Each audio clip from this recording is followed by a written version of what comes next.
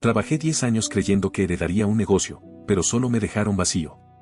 Cuando tenía 18 años, sentía que la vida era un mapa en blanco. No tenía un destino fijo, tampoco una brújula clara. Acababa de terminar el colegio, y lo único que sabía era que no sabía nada. Ni siquiera tenía claro qué quería estudiar o en qué quería trabajar. Mientras mis amigos hablaban de universidades, viajes o nuevos comienzos, yo andaba flotando, sin dirección, esperando que la vida me diera alguna señal. Mis padres, Luisa y Ramiro, eran comerciantes. Tenían una tienda de ropa en el centro, una de esas que pasan desapercibidas si no miras dos veces, pero que llevaba décadas abierta, desde que mi abuelo se la dejó a mi papá. Crecí escuchando historias de cómo esa tienda fue levantada con esfuerzo, cómo era el orgullo familiar, el legado que había que proteger. Muchas veces, mi papá me llevaba con él de niño, me mostraba el mostrador como si fuera un altar, me enseñaba cómo doblar camisetas, cómo tratar con los clientes. Siempre repetía lo mismo: esto algún día será tuyo, Bruno. En ese entonces, me gustaba escucharlo decirlo. Me hacía sentir importante. Especial. Así que cuando terminé el colegio, no me sorprendió que una tarde, mientras estábamos en la cocina, me sentaran a hablar. Mi papá lo dijo con esa voz firme que usaba cuando creía estar tomando una gran decisión por mí. Ya eres un hombre, Bruno. Es hora de que empieces a trabajar con nosotros.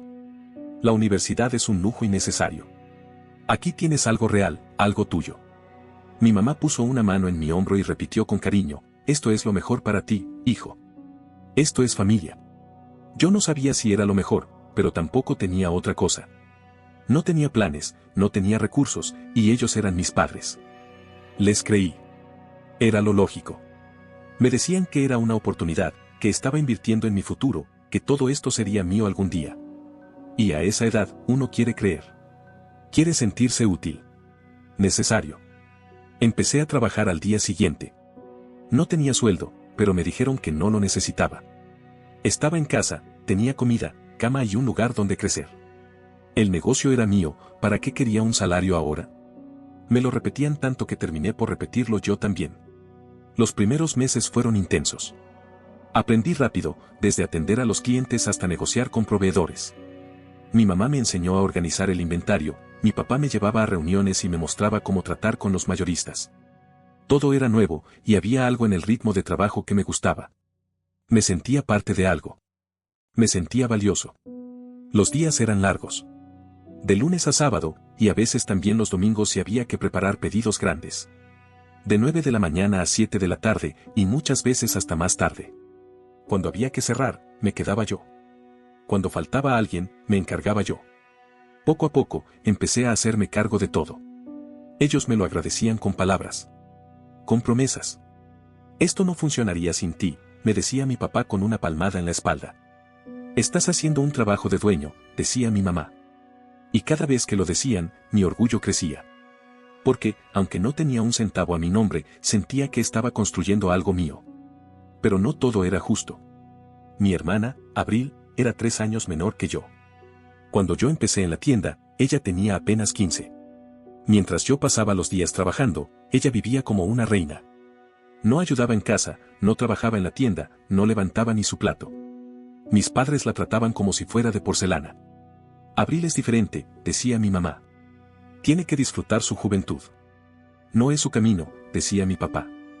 Y mientras a mí me exigían puntualidad, entrega y compromiso, a ella le regalaban ropa nueva, un celular último modelo, viajes con sus amigas, cursos que abandonaba a mitad de camino. Yo, que manejaba una tienda completa, no tenía ni siquiera dinero para salir al cine. Pero me callaba. Porque pensaba que mi premio vendría después. Que Abril podía tener caprichos ahora, y yo tendría la tienda mañana.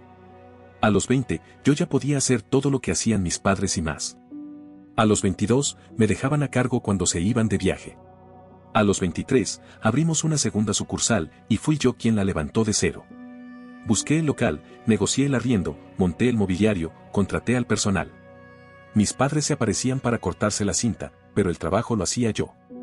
Me lo decían con una sonrisa: estás haciendo historia, Bruno.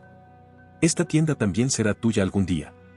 Y yo, iluso, seguía creyéndolo. Pero algo empezó a incomodarme. Veía a mis amigos comprando carros, viajando, saliendo de fiesta.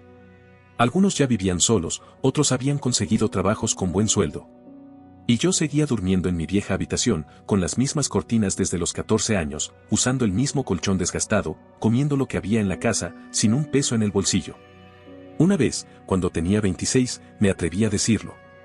Pregunté si podía recibir algo de dinero, algo simbólico al menos, por los años de trabajo. Mi papá frunció el ceño, como si hubiera insultado su honor. Esto no es por dinero, Bruno, es por familia.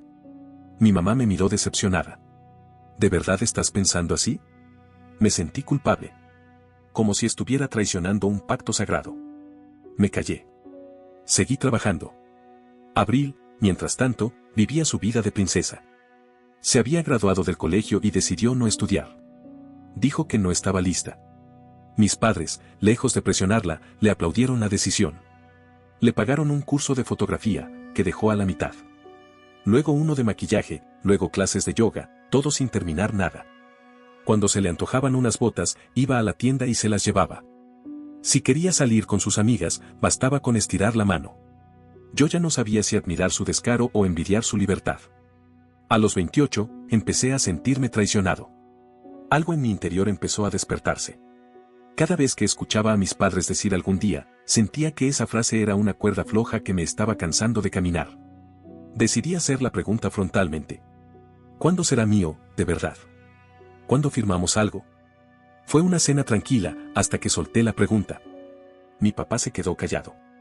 Luego sonrió, como si hubiera dicho una tontería. Pronto, hijo. Ya casi. Mi mamá desvió la conversación. Empezó a hablar de cómo Abril quería aprender a conducir y que quizás le compraran un auto. Pronto. Esa palabra empezó a dolerme en los oídos como una broma cruel. La última gota llegó el día que cumplí 29. Llevaba 10 años trabajando sin pausa. 10 años sin contrato, sin sueldo, sin vacaciones. 10 años poniendo el cuerpo, el alma y los sueños en algo que me habían prometido. Ese día, después de cerrar la tienda, me senté frente al computador, revisé las ventas del mes y me di cuenta de lo que generaba. Era más de lo que había imaginado.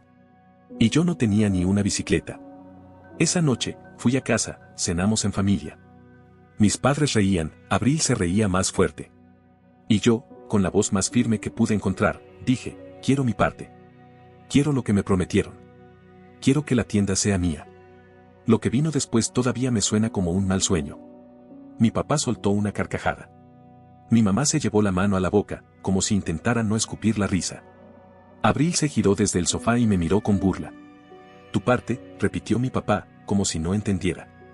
¿Cuál parte, Bruno? Esto no es tuyo. Esto es de la familia. Me quedé helado. Pero ustedes me lo prometieron, dije. Me dijeron que esto sería mío. Te dimos un lugar para trabajar, respondió él. ¿No te basta? No seas ridículo, agregó mi mamá. Siempre tan exigente. Abril no dijo nada. Solo me miró con una sonrisa torcida. Y ahí lo entendí todo. La tienda nunca fue mía. Nunca iba a serlo. El lugar, el legado, la promesa, todo era una mentira que me contaron para tenerme ahí, trabajando gratis, sin que protestara. Y mientras tanto, Abril ya lo tenía todo.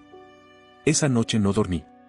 Me quedé tumbado en la cama con los ojos abiertos, mirando el techo, escuchando los pasos de mis padres por el pasillo, las risas de Abril desde su habitación, como si nada hubiese pasado.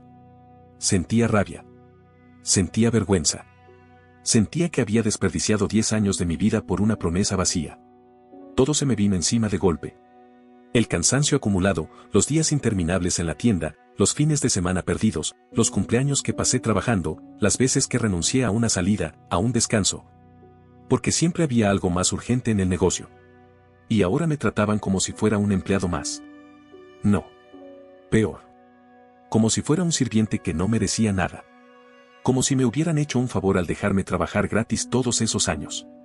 A la mañana siguiente no fui a la tienda. Fue la primera vez en una década que no llegué a abrir a las 9. Me quedé en la casa, encerrado en mi habitación, escuchando cómo mi papá caminaba de un lado a otro, gritando mi nombre, reclamando mi ausencia. No le respondí. Cuando golpeó la puerta, no me levanté. ¿Qué carajos te pasa, Bruno? La tienda no se atiende sola. No contesté. Él abrió de golpe. Estaba rojo. Parecía que le hervía la sangre. ¿Te vas a quedar ahí tirado como un vago? Levanté la vista, respiré hondo y dije con calma. No voy a trabajar más gratis. Su expresión cambió de golpe. Primero sorpresa, luego burla, y al final, enojo. Ah, ¿no? ¿Y qué vas a hacer entonces? ¿Irte a vivir debajo de un puente? Porque aquí, si no trabajas, no comes. Cerró la puerta con un portazo. Sus pasos retumbaron en el pasillo. Sus palabras dolieron, pero también me despertaron. Me estaba echando de la casa. Después de todo lo que hice, después de todo lo que construí, lo único que recibía a cambio era desprecio. Bien. Si me querían fuera, me iría. Pero no me iría con las manos vacías. Ese día empecé a buscar. No sabía mucho de leyes, pero algo dentro de mí me decía que no era legal lo que me habían hecho. Una década de trabajo sin sueldo, sin contrato, sin ningún reconocimiento formal, tenía que significar algo. Busqué en mi celular viejo palabras como trabajo sin remuneración, explotación laboral, derechos legales en negocios familiares. Leía artículos, foros, comentarios. No entendía todo, pero una palabra se repetía: indemnización. Parecía que, si lograba demostrar que trabajé bajo promesas falsas, sin salario y sin beneficios, podía exigir una compensación. No sería fácil, pero tampoco imposible. Decidí buscar ayuda. Fui a la biblioteca pública del barrio, porque no quería que mi familia viera el historial de búsqueda en el wifi de la casa. Me conecté desde una de esas computadoras lentas, con el teclado pegajoso y la pantalla manchada. Busqué asesoría legal gratuita. Encontré un pequeño despacho en la otra punta de la ciudad que ofrecía consultas iniciales sin costo. No perdía nada con intentarlo.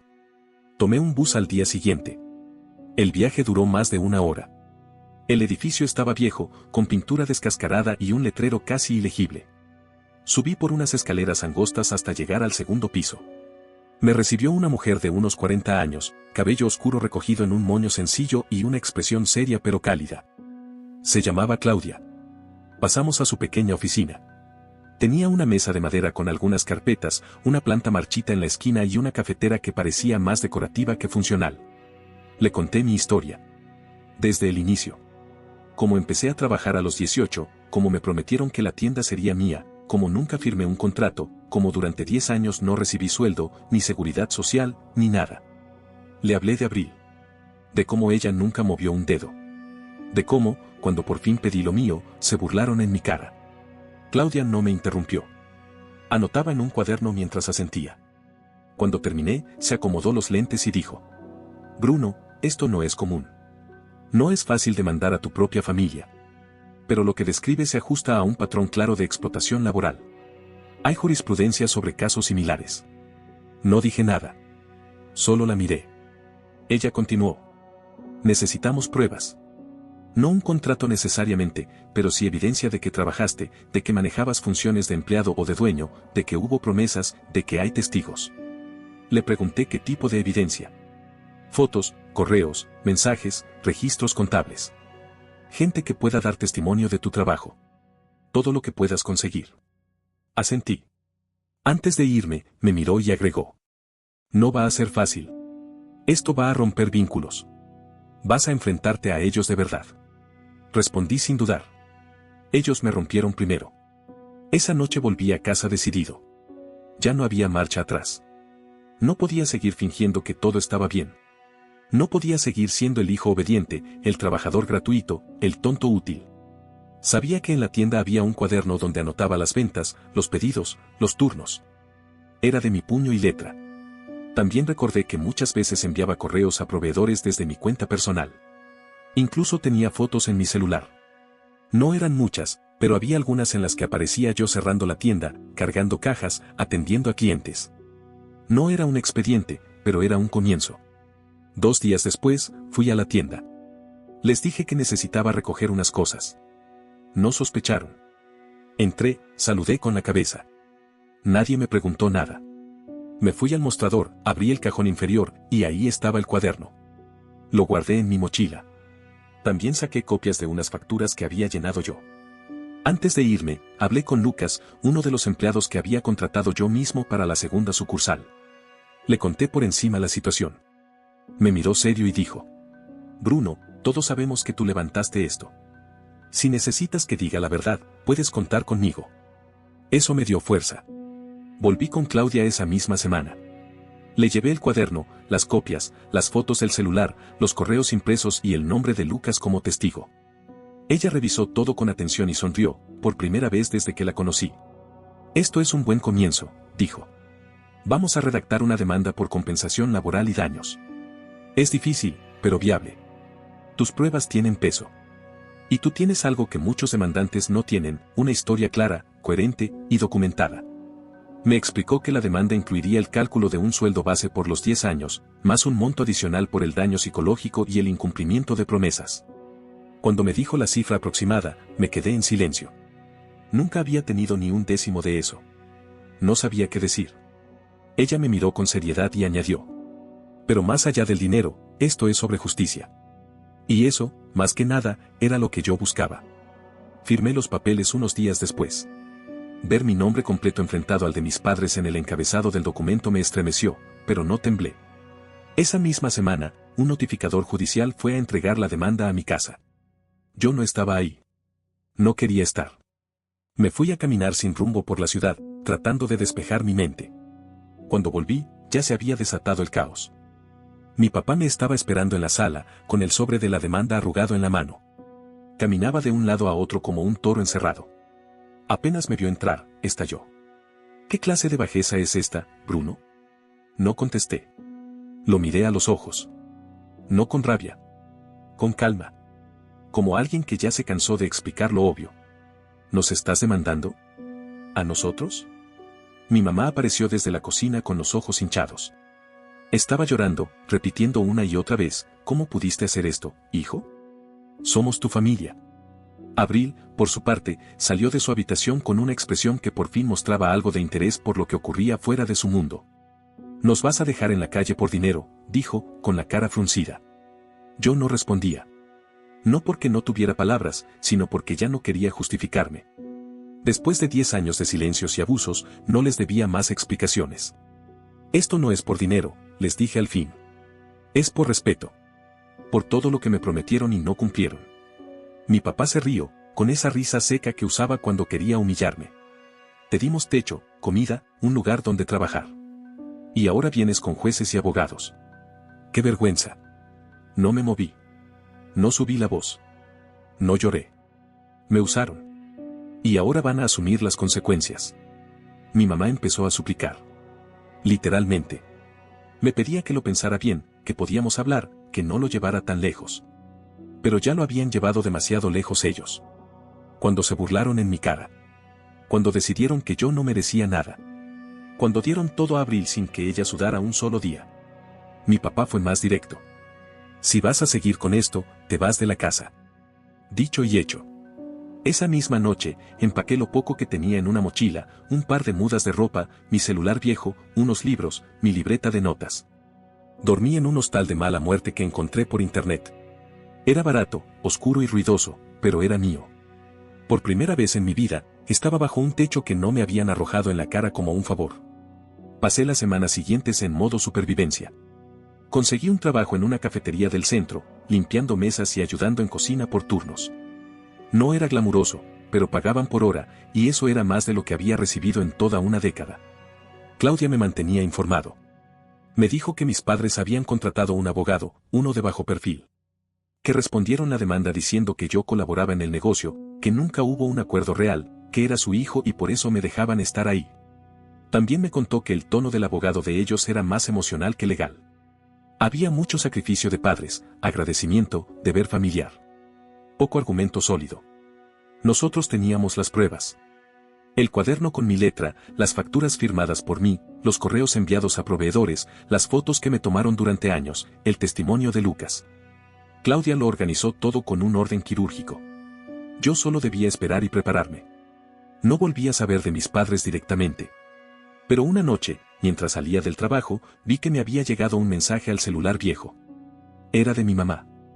Decía, no lo entiendo. ¿Cómo fuiste capaz? Lo leí una vez.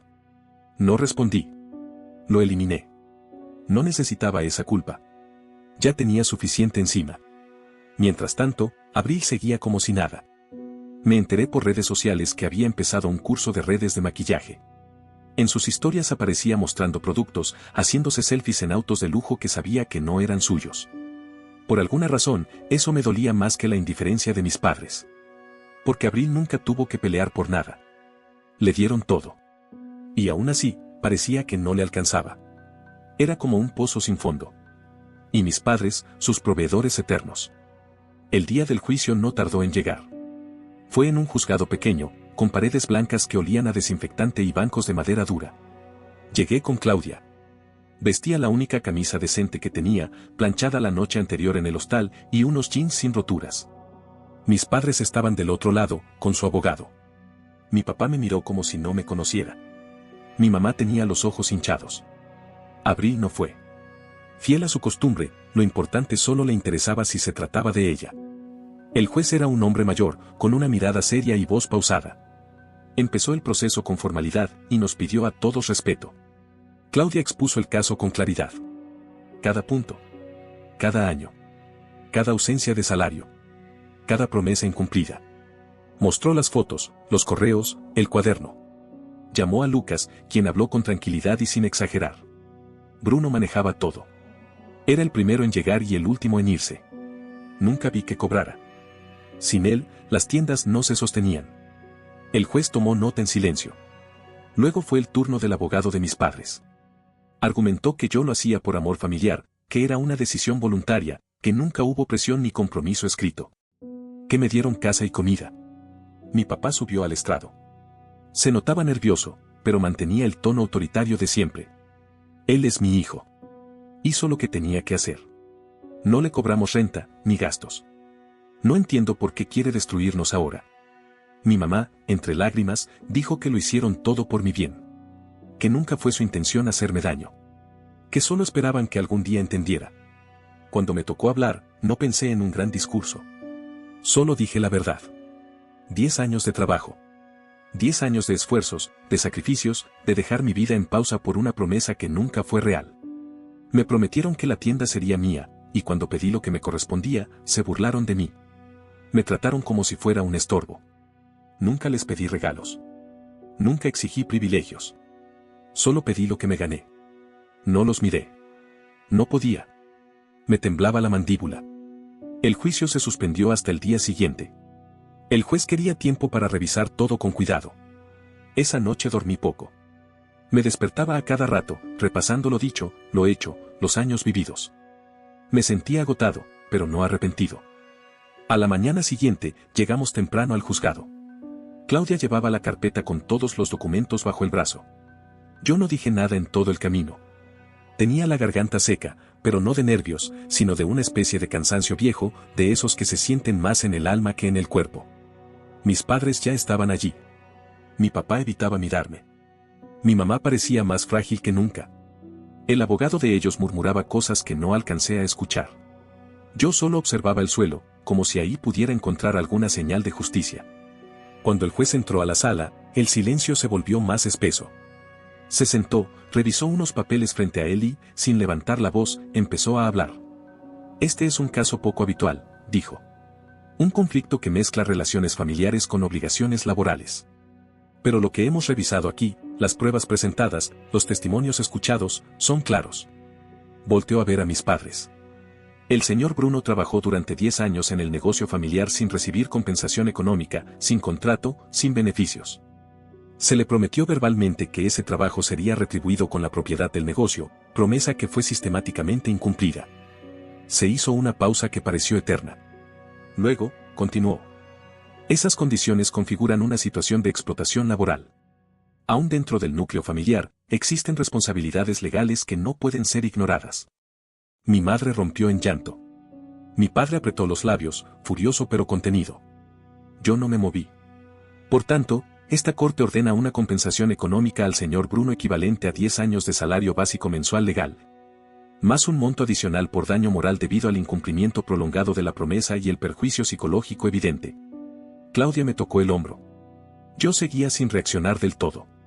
El número que dijo el juez sonó lejano, como si no hablara de mí. Pero lo dijo. En voz alta. En presencia de todos. Mis padres se quedaron sin palabras. El abogado intentó objetar, pero el juez fue claro, el fallo es firme. La cantidad deberá ser pagada en un plazo razonable, y si no cuentan con los recursos, deberán demostrarlo legalmente. El silencio que siguió se sintió más duro que cualquier palabra. Cuando salimos de la sala, Claudia me abrazó brevemente. Fue un buen trabajo, me dijo. Me felicitó por mantener la calma, por no haber caído en provocaciones. Yo asentí, sin saber qué decir. Había ganado. Pero no se sentía como una victoria. Se sentía como justicia, sí. Pero también como una herida recién cerrada que uno no quiere volver a tocar. Los días siguientes fueron turbulentos. Mis padres apelaron. Claudia lo esperaba. Pero me dijo que no había argumentos sólidos para revertir la decisión. Las pruebas eran demasiado claras. Lo único que conseguirían era alargar lo inevitable. Y tenía razón. La apelación no prosperó. El juez ratificó el fallo. Mis padres no tuvieron más opción que cumplir. Vendieron la segunda sucursal para reunir el dinero. Me enteré por un excompañero de trabajo que todavía hablaba con Lucas. Le mandaron el dinero a la cuenta que había abierto poco antes, la primera a mi nombre, sin que nadie más tuviera acceso. Cuando vi la cifra en la pantalla del cajero, sentí algo parecido a un vértigo. No por la cantidad, sino por lo que representaba. No era un regalo. No era una herencia. Era lo que me correspondía por 10 años de esfuerzo. Usé parte del dinero para salir del hostal. Encontré un pequeño apartamento de una habitación en un barrio sencillo, pero tranquilo. No era lujoso, pero tenía lo esencial. Una cama propia, una cocina decente, una ventana que dejaba entrar el sol por las mañanas. Compré algunos muebles de segunda. Una mesa, un par de sillas, un televisor. Puse cortinas que elegí yo mismo, y colgué un reloj barato en la pared, no porque lo necesitara, sino porque quería saber en qué tiempo estaba viviendo ahora. Uno nuevo. Solo mío. No volví a hablar con mis padres. No por orgullo, sino porque entendí que ya no había un vínculo que proteger. Lo cortaron ellos, primero con sus promesas vacías, luego con sus burlas, y finalmente con su desprecio cuando les pedí lo justo. Supe por terceros que Abril seguía como siempre. Había dejado el curso de redes, y ahora decía que quería estudiar diseño de interiores. Mis padres, según me contaron, intentaban mantenerla como podían, aunque la situación era muy distinta. Sin la segunda tienda, y con las deudas que arrastraban, el negocio empezó a desmoronarse. Lucas renunció. Luego lo hizo la otra empleada. Mis padres no podían con todo, y el flujo de clientes bajó. Un día pasé por la calle donde quedaba la tienda original. Estaba cerrada, con las ventanas cubiertas de polvo y un cartel que decía "se vende". Me detuve unos segundos a mirar, pero no sentí odio, ni alegría. Solo vacío. Ahí pasé 10 años de mi vida. Ahí esperé una promesa que nunca se cumplió.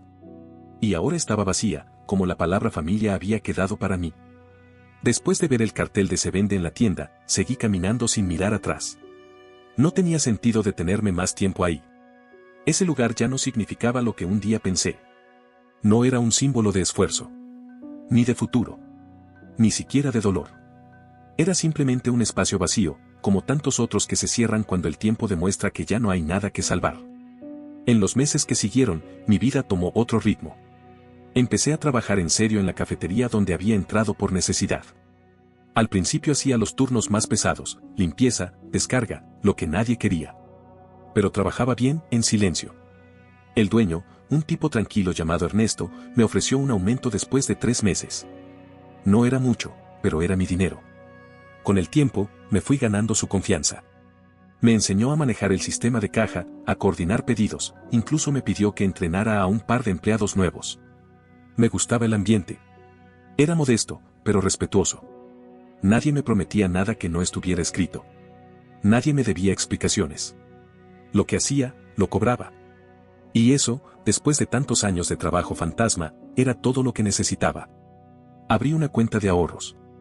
Empecé a guardar parte del dinero que me quedó de la compensación, mientras cubría mis gastos con el sueldo del café. No me sobraba, pero tampoco me faltaba. Pensé en estudiar. No para hacer carrera, ni para ser alguien como decían mis padres. Sino para entender mejor el mundo en el que me metieron sin darme herramientas. Administración, tal vez. O contabilidad.